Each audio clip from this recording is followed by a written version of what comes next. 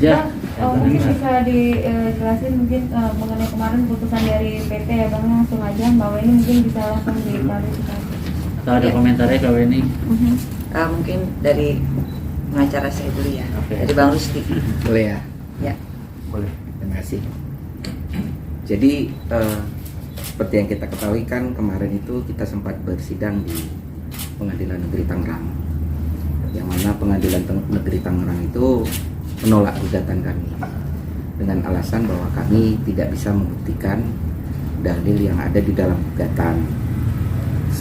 Seperti kita tahu kan di Pengadilan Negeri Tangerang kemarin itu kita berupaya semampu sekuat tenaga kita untuk dilakukan tes DNA. Karena tidak dikabulkan maka dianggap tidak bisa membuktikan sehingga menolak gugatan tersebut.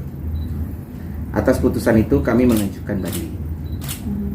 Di dalam argumentasi banding kami sampaikan bahwa pembuktian yang ada di dalam perkara Bu Weni ini adalah suatu perkara yang sifatnya khusus karena terkait dengan putusan MK, sehingga pembuktian itu sifatnya negatif. Artinya sampai kapanpun kalau pihak laki-laki itu tidak bisa dilibatkan secara penuh dalam rangka untuk pembuktian itu, sampai kapanpun tidak akan bisa terbukti. Itu logika berpikirnya lah ya. Kami sampaikan bahwa pihak Rizky juga mempunyai kewajiban untuk membuktikan. Nah, oleh sebab itu argumentasi yang disampaikan oleh tim kuasa hukumnya Bu Weni itu dipertimbangkan oleh majelis hakim. Majelis hakim mengambil sudut pandang sebenarnya kalau saya lihat dari sisi kebatinannya itu dia lebih fokus pada sisi kemanusiaan, pada sisi hak asasi manusia khususnya tentang anak. Sehingga saya lihat di dalam putusan PT ini hakim lebih kaya kreativitas. Dia mempunyai kreativitas yang cukup baik dibandingkan, kalau menurut pendapat saya, dibandingkan dengan putusan tingkat PN yang cenderung tawar dan kering gitulah. Gitu ya. Nah, di putusan PT ini dia mengambil titik tolaknya. Oke, argumen kami tentang bahwa si pihak tergugat harus ikut serta itu dia tuangkan dalam suatu formulasi berpikir secara a contrario, jadi secara terbalik. Nah, ini yang menurut saya ini agak luar biasa. Saya belum pernah menemukan putusan yang seperti ini sebelumnya. Mereka menganggap bahwa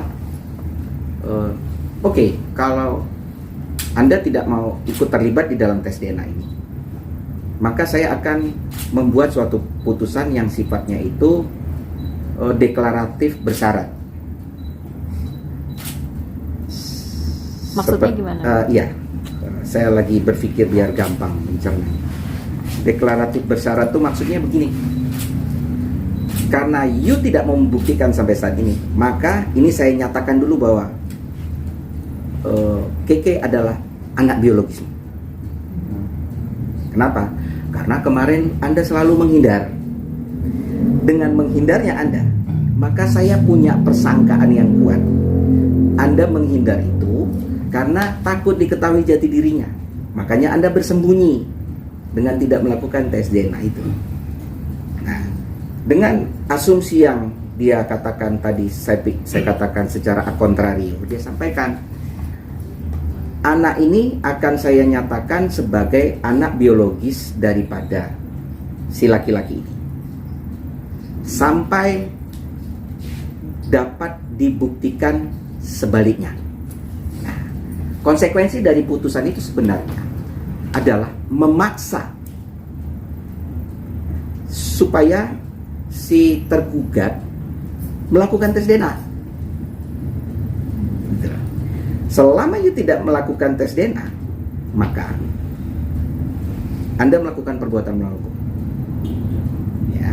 Nah, kalau bayangan saya, dia punya beberapa alternatif. Alternatif pertama, kalau dia mau merubah putusan ini, dia harus tes DNA. Cuman yang menjadi resikonya, kalau tes DNA ini hasilnya identik, maka akan lebih memperkuat putusan ini. Gitu ya.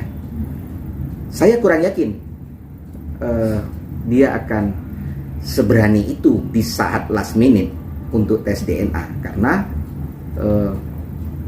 kemauan dia sudah terlihat untuk selalu menghindar dari persoalan ini.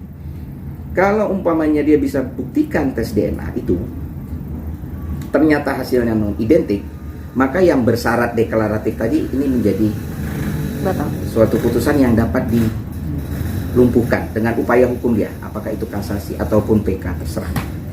Nah,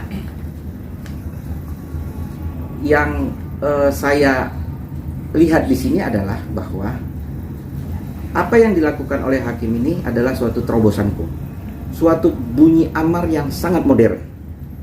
Dia menganggap bahwa yang menjadi objek sengketa ini adalah manusia, bukan benda. Sehingga dia punya nuansa di dalam putusan ini betul-betul untuk proses penegakan hukum terhadap identitas anak. Ini yang saya acungi jempol. Ini yang dia nggak bisa sampai sini. Dan apabila putusan ini dikuatkan oleh MA, maka ini akan menjadi suatu kaidah baru, yang mana sebenarnya kaidah baru ini nanti akan mengurangi kerja lawyer. Lawyer bisa nggak dapat kerjaan lagi nih. Kenapa? Karena pembuktiannya sudah mudah. Tinggal dia ajukan, dia sampaikan ini anakmu, terus yang dituju itu oh bukan anakmu, tes DNA, dia nggak mau, saya buktikan dulu bahwa tetapkan dulu bahwa ini anakmu sampai dia tes DNA. Jadi pembuktiannya jadi lebih sederhana karena kantor kami ini banyak menangani yang persoalan seperti ini, dan memang kendalanya selama ini sulit di pembuktian yang tadi karena beban pembuktian itu harus terjadi. Oke, Mbak Weni, mungkin sempat setelah hasil